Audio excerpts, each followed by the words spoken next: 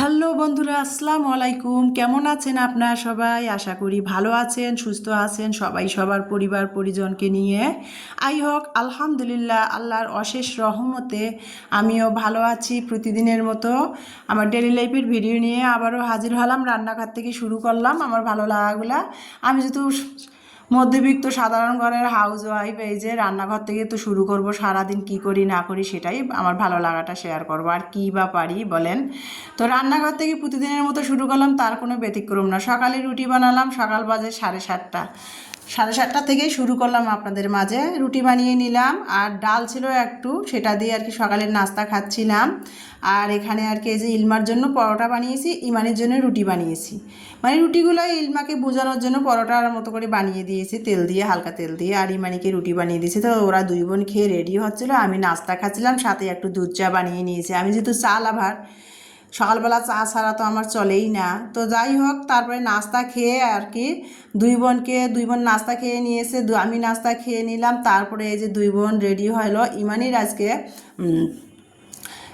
ও যেহেতু উদ্ভাসে মেডিকেল প্রস্তুতি ব্যাচ করতেছিল, প্রি মেডিকেল যেটাকে বলে, ভর্তি হয়েছে। তো ওদের তো ইন্টার ফাইনাল পরীক্ষা শেষ, তো এই জন্য আর কি ইমানিকে আমি কোর্সে ভর্তি করাইছি। তো সে আজকে 1 তারিখ, সে আজকে থেকে ওদের ক্লাস শুরু। ইমানিও যাচ্ছে আর ইলমাও যাচ্ছে। ইলমার 9:30টায়, ইমানির 10টায়। তো ইমানি বলছে একসাথে যাই দুই বোনে, ওকে আমি স্কুলেও নেমে যাবে, আমি আর কি উদ্ভাসে চলে যাব। তো দুই বোন একসাথে গেল আজকে। আর ইলমাকে আমার ইলমার সাথে যাওয়ার লাগে নাই, ইমানি ইলমা দুই বোনেই চলে গেল একসাথে। তো সেটাই আমার ভালো লাগাটা আপনাদের সাথে শেয়ার করলাম আমার ডেইলি লাইফের। তো যাই হোক বন্ধুরা, তারপরে দুই মেয়েকে বিদায় দিয়ে এখন আমি ওই যে গতকালকের কিছু কাপড় চোপড় জমা ছিল, মা এসেছিল, বোনের দুই মেয়ে এসেছিল। তো বিছনা বালিশ, মেহমান আসলে তো একটু মেহমান আসলে তো তখন তো আবার মেহমান চলে গেলে সেগুলো আবার কেচে দিতে হয়। তো যাই হোক, তো তারপরে বিছনার বেডশিটগুলো তুললাম, তুলে আর কি ভাবলাম যে একটু কেচে দেই।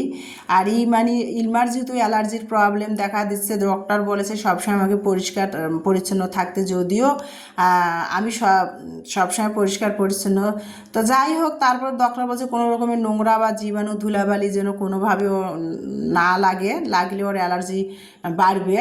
তো সেজন্য মেহমান আসছিলো, সেজন্য ভাবলাম যে বিছানার চাদরগুলো ধুয়ে পরিষ্কার করে দেই। তো সেটাই করতেছিলাম। আর ভাদ্র মাসের আজকে প্রায় 15-16 দিন বন্ধুরা, কি পরিমাণ রোদ দেখেন। সেগুলা হুইল ডিটারজেন্ট দিয়ে ভিজিয়ে তারপরে আমি কেচে দিয়ে এই যে ছাদে চলে আসছি। যদিও সবসময় ছাদে আসি না, বিছানার বেডশিট ধুয়েছি, ভাবলাম যে ছাদে নেড়ে দেই, রোদের মধ্যে শুকায় যাবে।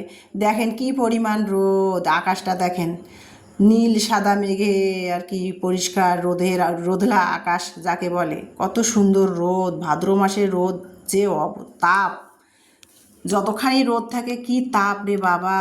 তো ছাদে আসলাম, তারপরে আর কি কোল বালিশটা দুদিন আগে আর কি সামনের রুমের বালিশগুলো, ইলমার বাবা আসছিলো, সামনের রুমের বালিশগুলো সব রোদে দিয়েছিলাম। আজকে ভাবলাম যে ইলমার বেডরুমের আর কি বালিশগুলো রোদে দেই। তো বালিশগুলো ছাদে রোদে দিলাম, আর বেডশিটটা ধুয়ে ছাদে দিলাম। তারপরে জিরা, ধনিয়া, মহুরি, রাঁধুনি মশলা সেগুলো ছাদে নিয়েছি। সেগুলো অবশ্য বেশি করে কিনে এনে আমি কিন্তু ধুয়ে পরিষ্কার করে ময়লা, ইটের গুঁড়া, বালু, পাথর বেছে রেখে দিয়েছিলাম। মানে কিছুটা আর কি ব্লেন্ড করে নিয়েছিলাম। 3-4 মাস খাওয়া হয়ে গেল, এখন শেষ হয়ে গেছে প্রায়। আবার সেগুলো ভাবলাম যে আজকে ব্লেন্ড করব। তো সেই জন্য ভাবলাম আর একটু যে রোদ উঠছে, রোদের মধ্যে দেই, শুকায় গেলে মশমশা হবে, ব্লেন্ড করলে আর কি ফাঁকিটা সুন্দর হবে, গুঁড়াটা। তো সেটাও আর কি রোদে দিয়েছি। দিয়ে এসে তারপরে দেখেন আমি একটু প্রচুর যেহেতু রোদ, আর প্রতিদিনে তো রোদ আর ঝড় আর বৃষ্টি, কি আমি যেহেতু 11টার দিকে আর কি একটু লেবু পানি খাই, তো লেবু পানিটা খেয়ে নিলাম, নিয়ে ভাবলাম যে ঘরগুলা ঝাড় দেই। তো ঘরগুলা ঝাড়ু দিচ্ছি। আর আমার ভালো লাগাটা, আমি যা করি সারাদিনে সেটাই তো শেয়ার করব, তাই না, আপনাদের সাথে। তো এই যে ঘরগুলা সব ঝাড়ু দিলাম, দুই বোনে কেউ বাসায় নাই। তো আমি একা একা বাসায় টুকটাক করে কাজগুলো করতেছিলাম আর কি। তো সেটাই আর কি, আর ঘরগুলো ঝাড়ু দিয়ে নিচ্ছিলাম, কাপড়গুলো সব ছাদে দিয়ে আসলাম, মশলাগুলো সব রোদে দিলাম, যে মশলাগুলো যে রোদ উঠছে শুকায় গেলে ব্লেন্ড করে নিউনি, তাহলে সুন্দর গুঁড়া হবে ব্লেন্ডারে। তো তারপরে ঘরগুলো ঝাড়ু দিচ্ছিলাম দেখেন। আর আমি রাতেও কিন্তু শোয়ার সময় ঘর ঝাড়ু দেই, যদিও ঘরে রাতে ঝাড়ু দিয়ে ময়লা বের করে ফেলি না, রাতে আর কি ঘর ঝাড়ু দিয়ে ঘরের ময়লা বাইরে বের করে ফেলতে হয় না, এক কোণায় জমিয়ে রাখি। তো সকালবেলা আজকে ঝাড়ু দেই নাই, প্রতিদিনের সকালে উঠে আগে ঘর ঝাড়ু দেই, আজকে দেওয়া হয় নাই। তো সেই জন্যে আর কি কাপড় চোপড় ধুয়ে ছাদে দিয়ে আসলাম, লেবু পানি খেলাম, তো ভাবলাম যে ঘরগুলো ঝাড়ু দেই, দিয়ে আর কি ঘর ঝাড়ু দিচ্ছি। আর মাথায় চিন্তা চলতেছে কি রান্না হবে আজকে, বাজারও যেহেতু নাই। তো ঘর ঝাড়ু দিয়ে কিন্তু আমি কিন্তু ছাদে গিয়েছিলাম আবার আর কি, কাপড় নাড়তে গিয়েছিলাম, খালা ছিল না, আবার ছাদে গিয়েছিলাম। খালার কাছে বললাম যে খালা আমাকে বাজার নেই, আর কাপড় চোপড় কেচেছি, প্রচণ্ড কষ্ট হচ্ছে মেরুদণ্ডতে, আর ধোয়া মোছা করলে তো আমার মেরুদণ্ডর খুব ব্যথা করে, টনটন করে মেরুদণ্ড। তো বললাম যে আপনাদের গাছের একটা বা দুইটা পেঁপে দেন, ভাইয়াদের অনেক গাছ পেঁপে গাছ লাগিয়েছে, অনেক পেঁপে ধরছে, তো পেঁপে দেন আজকে আর কি পেঁপে ঘন্ট করব, আর নদীর পাবদা মাছ রান্না করব। তো যেই কাজ সেই কথা, খালার কাছ থেকে আর কি বাড়িওয়ালা ভাইদের শাড়ি আন আর কি পেঁপে দিয়ে গেল, ওদের গাছের তরতাজা পেঁপে। ভাবলাম যে আলু দিয়ে আর ডাল রান্না করব, মসুরের ডাল ইলমার খাওয়াই যায় না, ওই যে অ্যালার্জির প্রবলেম দেখা দিছে, গা হাত পা চাক চাক হয়ে আছে, লাল লাল হয়ে, সেজন্য ভাবলাম কি রান্না করি। তো ভাবলাম মসুরের ডাল রান্না করব না, ওকে খাওয়াবো না, তো সেই জন্য আর কি পেঁপে নিয়ে আসলাম, যে পেঁপে আলু দিয়ে ঘন্ট করব, আর পাবদা মাছ একটু পেঁয়াজ দিয়ে মাখো মাখো করে ভুনা করব। তো এই যে পাবদা মাছটা ভুনা করার জন্য ফ্রিজ থেকে পাবদা মাছ বের করে বরফ ছাড়িয়ে লবণ হলুদ এই যে মরিচের গুঁড়া মেখে রেখে দিয়েছিলাম কিছুক্ষণ, দিয়ে তারপরে চুলার মধ্যে কড়াই বসিয়ে দিলাম, পেঁয়াজ দিলাম, রেগুলার যে আমরা মাছের মধ্যে যে মশলাগুলো খাই, রসুন বাটা, জিরা ধনিয়ার গুঁড়া, কাঁচামরিচের পেস্ট, সেগুলো দিলাম, দিয়ে মশলাটা ভালো করে কষিয়ে নিচ্ছিলাম। আর এই যে সারিয়ান আর কি পেঁপে দিয়ে গেলো, বড় পেঁপেটা রেখে দিলাম, ওটা প্রায় পাক ধরেছে, আর যে পরিমাণ গরম পেঁপে পাক ধরবে নাই বা কেন। আর এই যে ছোটো ছোটো পেঁপেগুলো ভাবলাম এগুলো আলু দিয়ে ঘন্ট করি, তো মাছটা আর কি লবণ হলুদ মেখে রেখেছি, তো ভাবলাম যে আগে মাছটা চুলায় বসিয়ে দেই, দিয়ে পেঁপেটা কেটে নিব।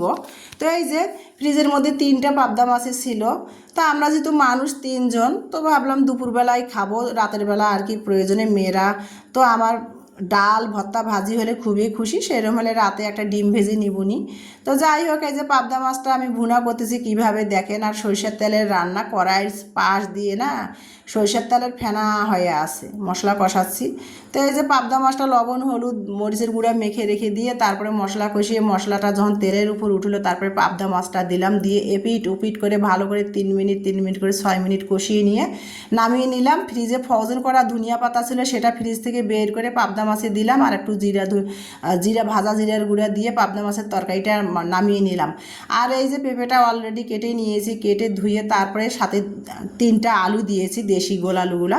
তো 3টা আলু দিয়েছি পেঁপের সাথে দিয়ে, এই যে এখন পেঁপেটা কিভাবে ঘন্ট করব, এখানে হলুদ দিলাম, লবণ দিলাম, মরিচের গুঁড়া, কাঁচা মরিচের পেস্ট, আদা রসুনের বাটা, এই সব মশলা, জিরা ধনিয়ার গুঁড়া সব মশলা দিয়ে আমি তারপরে এখানে কিন্তু তেল দিব না, সব মশলা দিয়ে একটু কষিয়ে পানি দিয়ে দিব, সিদ্ধ হলে ডাল ঘুটনি দিয়ে ঘুটিয়ে তারপরে কিন্তু আমি তেলানি করব, সেজন্য আগে কিন্তু তেল দিইনি, যেহেতু তেলানি করব, আর অহেতু আর কি তেল দিলাম না, সব মশলাই দিছি কিন্তু তেল দেইনি, তেলটা কিন্তু আমি তেলানি করার সময় দিব। তো এই যে কষিয়ে নিয়ে তারপরে কিন্তু আমি ভালো করে কষিয়ে নিয়ে এখন কিন্তু আমি পানি দিব সিদ্ধর জন্যে। আর এই যে পাবদা মাছের তরকারিটা অলরেডি হয়ে গেছে। তাই এই যে কাঁচা মরিচের তরকারি কিন্তু কালারটা দেখতে কিন্তু মানে হালকা আসে, ফ্যাকা হয়, কিন্তু খেতে কিন্তু খুবই সুস্বাদু কাঁচামরিচের তরকারি, যারা খায় তারা কিন্তু বোঝেন কাঁচামরিচের তরকারি কত সুস্বাদু। তাই এই যে পেঁপেটা কিন্তু অলরেডি এপাশে অপর সাইডেও হয়ে গেছে সিদ্ধ, পেঁপে আলুটা সিদ্ধ হয়ে গেলে এখন ডাল ঘুটনি দিয়ে আমি একটু হালকা করে ভাঙা ভাঙা করে নিচ্ছি, ঘুটাই নিচ্ছি আর কি, নিয়ে তারপরে তেলানির জন্য 3-4টা রসুনের কোয়া, যেহেতু রসুন বাটা দিছি সিদ্ধর সময় পেঁপে ঘন্টটাতে, তারপরে তেলানি করার জন্য আর কি সেন্টের জন্য রসুন 4-5টা কোয়া, 1 চিমটি পাঁচফোড়ন মানে ডাল বাগান, যেটা দিয়ে আমরা ডাল বাগান দিই সেটা, আর একটা শুকনো মরিচ আর একটা তেজপাতা দিয়ে এখন আমি তেল দিয়ে আমি এই যে পেঁপে ঘন্টটা তেলানি করবো। এই যে দেখেন কিভাবে পেঁপেটা আমি ঘন্ট করলাম, আর ডাল ঘুটনি দিয়ে ঘুটাই সিদ্ধ হয়ে গেছে, আর ডাল ঘুটনি দিয়ে ঘুটাইছি, কত সুন্দর পেঁপেগুলো গলে গেল। আর গুটাই নিলাম আমি। আর এই যে এখন পাশের চুলায় ফ্রাই প্যানটা বসিয়ে দিয়ে আমি পেঁপে ঘন্টটা তেলানি করব আর কি, সেটাই আর কি আমার ভালো লাগাটা আপনাদের সাথে শেয়ার করতেছি। বেশি রসুন দেই নাই, যে রসুনের দাম বর্তমান, রসুন পেঁয়াজ আদার অনেক দাম, রসুন পেঁয়াজ আদা কাঁচামরিচ সব কিছুরই এখন দ্রব্যমূল্যের দাম আগুন, সেজন্য আর কি 3-4টা রসুনের কোয়া দিয়ে আমি তেলানিটা করতেছি, যেহেতু রসুন বাটা দিয়ে দিয়েছি পেঁপের ঘন্টতে আগে। তো এই যে সেন্টের জন্য আর বাসনার জন্য আর কি অল্প কয়টা রসুনের কোয়া দিয়ে যে ডাল ফোড়নি দিয়ে আমি ফোড়ন দিয়ে নিলাম পেঁপে ঘন্টটা। এই যে দুপুরে পাবদা মাছের, নদীর পাবদা মাছের ভুনা মাখো মাখো করে পেঁপে ঘন্ট, আলু পেঁপের ঘন্ট আর ভাত নিয়ে নিয়েছে, এটাই দুপুরে খাবো। এখন বাজে দুপুর 3টা বন্ধুরা। ইমানি কিন্তু অলরেডি উদ্ভাস থেকে এসেছে, এসে গা গোসল দিয়ে নামাজ পড়ে, ও লেবু পানি খেলো, খেয়ে গা গোসল দিয়ে নামাজ পড়ে ও কিন্তু আর কি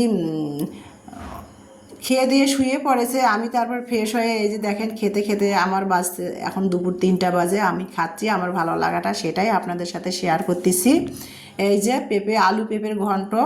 আর আমি সবসময় পেঁপেটা মাছ দিয়ে রাঁধি না, মুরগির মাংস দিই বা গরুর মাংস দিয়ে রান্না করে থাকি।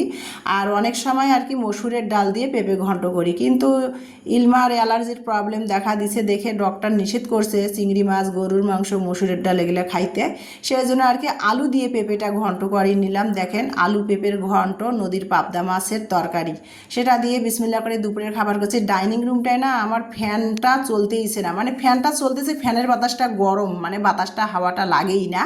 সেই জন্য আমি কিন্তু সামনের রুমে আর কি ইমানি শুয়ে আছে, ওর পাশে বসে কথা বলতেছি আর ভাত খাচ্ছি বিছানার মধ্যে, যদিও ভাত খাওয়া উচিত না। মা বিছানার মধ্যে ভাত খাওয়া দেখলেই রাগারাগি করে যে বিছানার মধ্যে ভাত খেলে নাকি আয়ু কমে যায়। তো যাই হোক, গরম লাগতেছে, ভাতের প্লেটটা নিয়ে একা একা ডাইনিংয়ে না খেয়ে ইমানির কাছে বসে খেয়ে নিলাম। তারপরে এই যে রোদের মধ্যে যা আমি দুপুরে সকালে 10টার দিকে ছাদের মধ্যে কাপড় চোপড় ধুয়েছিলাম, এই যে মহুরি, জিরা, ধনিয়া এগুলো নেড়ে দিয়েছিলাম, যদিও এগুলো আগে শুকিয়ে আমি সংরক্ষণ করে রেখে দিয়েছিলাম, এখন আর কি শেষ হয়ে গেছে, সেটা আমি রোদে শুকাতে দিয়েছিলাম। আর যে পরিমাণ রোদ, এটা হলো রাঁধুনি মশলা, তো সেটা আর কি আমি পাটার মধ্যে ছাদে গুঁড়া করে নিয়ে আসছি বাড়িওয়ালা ভাইদের ধারালো পাটার মধ্যে। আর সেটা ব্লেন্ডারে কখনো রাঁধুনি মশলা সহজে গুঁড়া হয় না, মানে ফিনিশিং হয় না, সেদিন পাটার মধ্যে রাঁধুনি মশলাটা গুঁড়া করে নিয়ে আসছি। আর রাঁধুনি মশলাটা বেশি দিব না, যেহেতু মাছ বা সবজিতে আমি ব্যবহার করে থাকি রাঁধুনি মশলা, সেন্ট হয় ভালো আর কি তরকারির। তো রাঁধুনি মশলাটা ছাদের মধ্যে গরম গরম পাটার মধ্যে বেটে নিয়ে আসলাম রোদ থাকা অবস্থায়। আর এই যে জিরাটা মশা হয়েছে দেখেন, ছাদের মধ্যে গরম করে এনে ঢালছি। জিরাটা ভাজবো না আমি, মহুরিটাও ভাজবো না, ভাজবো শুধু ধনিয়াটা আর কি হালকা করে একটু ভেজে নিলাম, টেলিয়ে নিলাম, নিয়ে এখন এই যে ইমানিকে বললাম আম্মু এখন বাজে সন্ধ্যা 6টা, তো বললাম আম্মু তুমি একটু ব্লেন্ড করে দাও মশলাগুলো, দিয়ে তুমি মাগরিবের নামাজ পড়ো। তো যাই হোক বন্ধুরা, এই যে মশলাগুলো গুঁড়া করে নিচ্ছি, ধনিয়া, মহুরি, জিরা আর রাঁধুনি মশলাটা কিন্তু আমি এমনি রোদ থেকে তুলে নিয়ে এসে ব্লেন্ড করে নিয়েছি। তারপরে ধনিয়াটা ভাজলাম, ভেজে ধনিয়াটা ব্লেন্ড করলাম। তারপরে এখন সব মশলা আমি একসাথে মিশ্রণগুলো দিব আর কি। আর ধনিয়া ভাজলে সেন্ট হয় তরকারির, কিন্তু মহুরি বা জিরা ভাজিয়া সব তরকারি দিলে সেই তরকারিটা ভালো লাগে না। আর আমি তো সবসময় ভাজা জিরার গুঁড়া তরকারি নামাবার আগে দিয়েই থাকি। তো দেখেন এই যে জিরার গুঁড়া, ধনিয়ার গুঁড়া, রাঁধুনি মশলার গুঁড়া, মহুরির গুঁড়া সব একসাথে মিশিয়ে আমি এই যে ব্লেন্ড করে আলাদা আলাদা নিয়েছিলাম। ধনিয়া সবসময় আর কি গুঁড়া করলে সহজে গুঁড়া হতে চায় না, সেই জন্য আমি সব কিছু একসাথে ভালো করে আলাদা আলাদা করে গুঁড়া করে সবগুলা আর কি 4টা মশলার মিশ্রণ একসাথে আমি মিশাই নিয়ে তারপরে আমি বয়মে ভরে আবারও 4-5 মাস খাবো আর কি, সংরক্ষণ করব, যেটা সব তরকারিতে খাই শুধু মাংস ছাড়া। এই মশলাটা কিন্তু আমি মাংস ছাড়া সব তরকারিতে ব্যবহার করে থাকি।